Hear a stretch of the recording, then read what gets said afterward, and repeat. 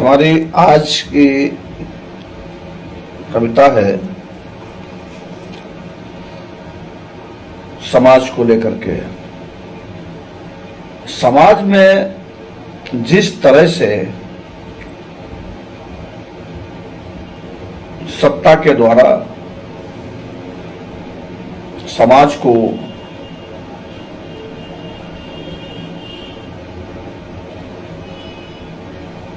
तरह तरह से मारा जा रहा है,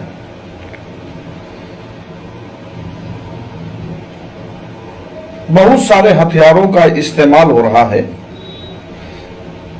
टीवी है, अखबार है, सोशल मीडिया है और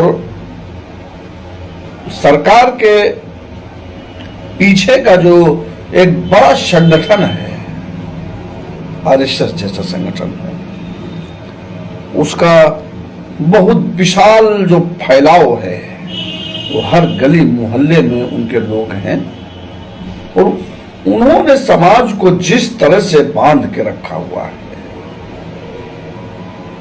ब्रेन वॉश जिसको कहते हैं, वो जो चाहते हैं वही बताते हैं, वही उनके मनो मस्तिष्क में भरते हैं और सच झूठ फैलाया जा रहा है चारों तरफ।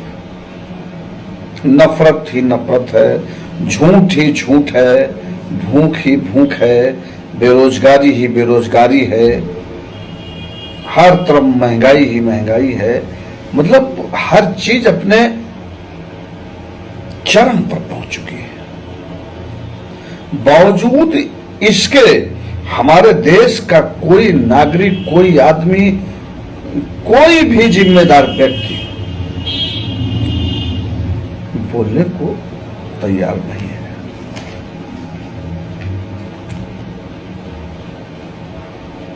तो ये हवा जो है,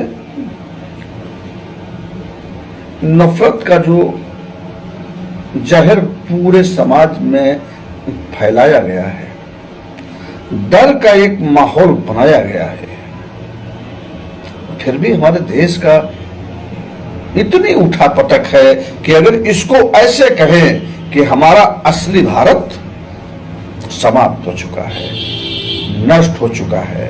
हमारे देश की जो सभ्यता, संस्कृति, जो संवेदनाएं थी हमारे देश के लोगों के अंदर, देश के प्रति जो लगाव था, जो देशभक्ति थी, वो सब कुछ खत्म हो गया है। अब वो शासकों की चाटुकारी तक सीमित रह गया है। पहले कभी मैंने एक बहुत पहले कविता लिखी थी। मैं सोचता था आदमी से गांव बनते हैं, वो आदमी से ही इंसानियत के घाव भरते हैं। आदमी होता नहीं पत्थर कभी और आदमी बनता नहीं नस्तर कभी। और न्याय और अन्याय का वह ज्ञान रखता है और दूसरों के दर्द में वह चीख पड़ता है। पर आज सारा ज्ञान दर्शन आदमी को जानने का दम्भ सारा हो गया है चूर। तो वो दम्भ जो हमने पाला हुआ था, हमने एक ऐसा जीवन जिया है, हमने वो दिन देखे हैं जब ये देश चेतना से लबालब भरा हुआ था। अब हो सकता है वो दौड़ रहा हो, वो आजादी के आंदोलन से जो चेतना आम आदमी के अंदर पैदा हुई थी, वो 2 पीढ़ियां थी, 3 पीढ़ियां रही। ये वो दौर था मेरा जब जन्म हुआ, उसके बाद मैंने वो दौर देखा है। सरकारों का रूप भी बहुत अच्छा नहीं रहता था, लेकिन इतना बुरा भी नहीं होता था। आज आश्चर्य इस बात का होता है कि ये सत्ता में बैठे हुए लोग आखिर चाहते क्या हैं। पूरे देश को नेस्तनाबूद कर देने के लिए, पूरे देश की अर्थव्यवस्था को चौपट कर देने के लिए, पूरे देश के नागरिकों को जानवर बना देने के लिए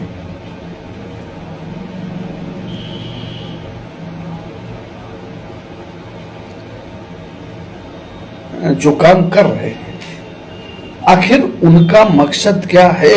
मैं उनसे पूछना चाहता हूं कि आखिर वो क्या चाहते हैं।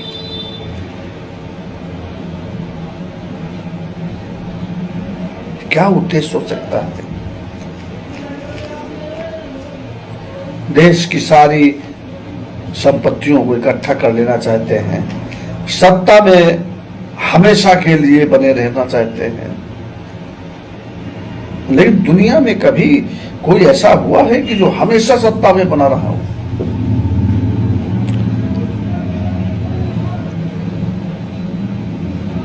बड़ी बड़ी रियासतें, बड़े बड़े साम्राज्य ढह गए, खत्म हो गए। लेकिन वहां मैंने देखा कि जनसेनाएं उठी। भारत का ही इतिहास देख लीजिए, जनसेनाएं खड़ी हुई और एक ऐसे साम्राज्य के खिलाफ तन कर खड़ी हो गई और लड़ी कि हम तुम्हारा जुल्म नहीं सहेंगे, हम तुम्हारे गुलाम बनकर नहीं रहेंगे, हम तुम्हारे द्वारा किया गया शोषण नहीं सहेंगे। और एक ऐसा साम्राज्य जिसके बारे में कहा जाता था कि ब्रिटिश साम्राज्य में सूर्य कभी अस्त नहीं होता था।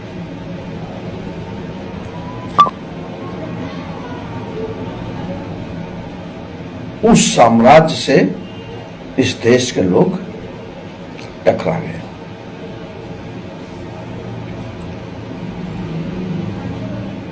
और लड़े, शिद्दत के साथ लड़े, बड़ी शहादतें दी। लाखों लोग लाठी गोली तोपों के आगे खड़े हो गए, लेकिन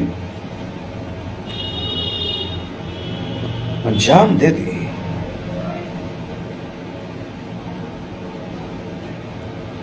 लेकिन उस साम्राज्य की जड़ों को उखाड़ कर फेंक दिया, देश आजाद हो गया। उत्कट अभिलाषा थी आजादी की। ये वही देश है,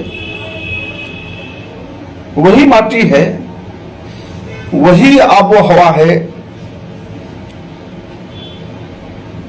सब कुछ तो वही है। फिर आज का आदमी खामोश क्यों है? वो क्यों नहीं बोलता?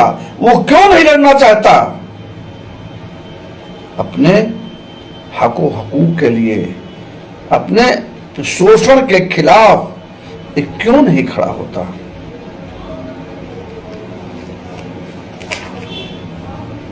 तो ये बहुत दिन पहले एक कविता लिखी थी मैंने, मर गया है शायद, मर गया है शायद आखिरी आदमी भी, मर गया है शायद आखिरी आदमी भी, क्योंकि अब आदमियत जैसी कोई हलचल नहीं होती, क्योंकि अब आदमियत जैसी कोई हलचल नहीं होती। करुणा प्रेम और दया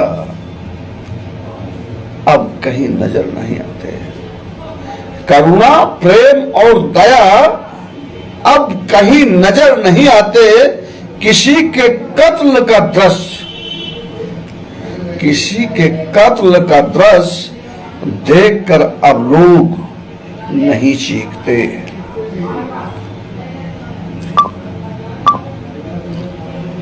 ये भयानक संकट है। भरी सभा भरी सभा द्रौपदी की लुटती लाज पर लोगों के चेहरे नहीं बिछोड़ते। भरी सभा द्रौपदी की लुटती लाज पर लोगों के चेहरे नहीं बिछोड़ते। मूल्यों आदर्शों के नाम पर रह गए हैं कोरे शब्द। मूल्यों आदर्शों के नाम पर रह गए हैं कोरे शब्द। संस्कार और संस्कृति पर जमा है फूहड़ता का अवसाद। आदमी सी गंध, आदमी सी गंध अब इस समाज से नहीं आती। आदमी सी गंध अब इस समाज से नहीं आती। करुणा प्रेम और दया अब कहीं नजर नहीं आते। करुणा प्रेम और दया अब कहीं नजर नहीं आते। किसी के कत्ल का दृश्य, किसी के कत्ल का दृश्य देखकर अब लोग नहीं चीखते।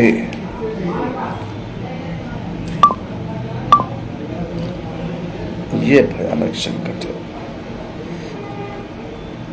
भरी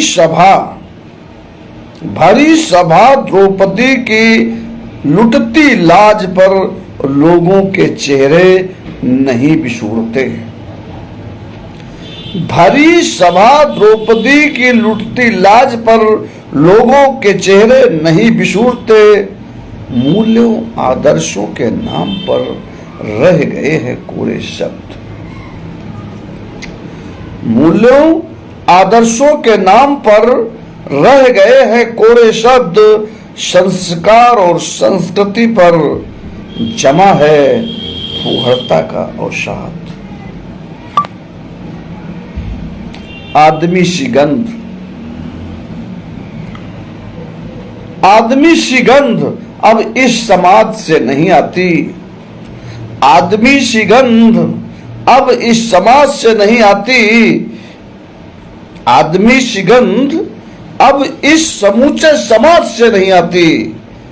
सैकड़ों जुल्म सहने के बाद भी, सैकड़ों जुल्म सहने के बाद भी विरोध की एक आवाज नहीं उभरती। यह क्या है? कैसे आदमियों का समाज है यह, जहां कोई स्पंदन ही नहीं, सब कुछ स्तब्ध, एक नीरव सन्नाटा, एक चिर ठहराव।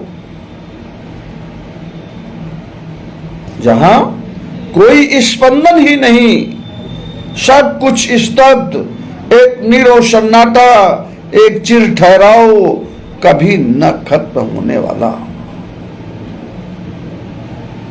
एक चिर ठहराव, कभी न खत्म होने वाला।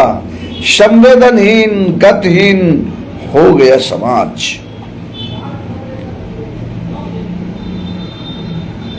संवेदनहीन गतिहीन हो गया समाज। क्या हो सकता है आदमी का समाज? जिस समाज में कोई हलचल नहीं है, कोई आंदोलन नहीं है,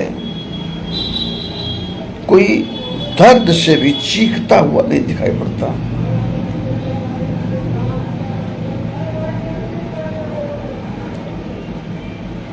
अगर नहीं तो मेरा संदेह मिथ्या नहीं है। अगर ये आदमी का समाज नहीं हो सकता,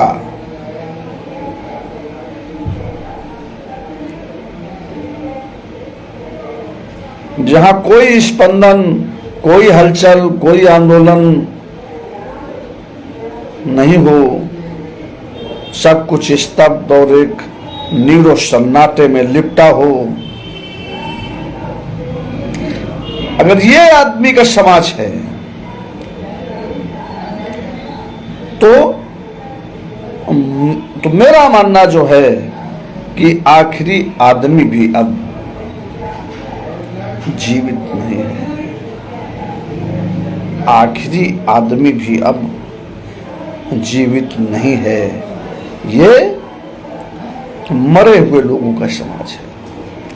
ये जो हमें चलते फिरते लोग दिखाई पड़ रहे हैं, ये जिंदा लाशों का समाज है जो बोलना नहीं जानते। तो ये सारा खेल चलेगा, चल रहा है और हम उम्मीद करते हैं कि लोग उठेंगे, उठ खड़े होंगे और इस फांसीवादी निजाम के खिलाफ, अमन के दुश्मनों के खिलाफ तन कर खड़े होंगे और आजादी का और देश के लिए स्वाधीनता का एक और महासंग्राम सजित करेगा। और ये करना ही होगा, वरना देश खत्म हो चुका है। देश का नागरिक, देश के अंदर की मानवता खतरे में पड़ गई है। उठो, लड़ो, क्योंकि लड़े बिना कुछ नहीं मिलता। एक एक कर सब मारे जाओगे और जब तुम्हें समझ में आएगा तो बहुत देर हो चुकी होगी। धन्यवाद।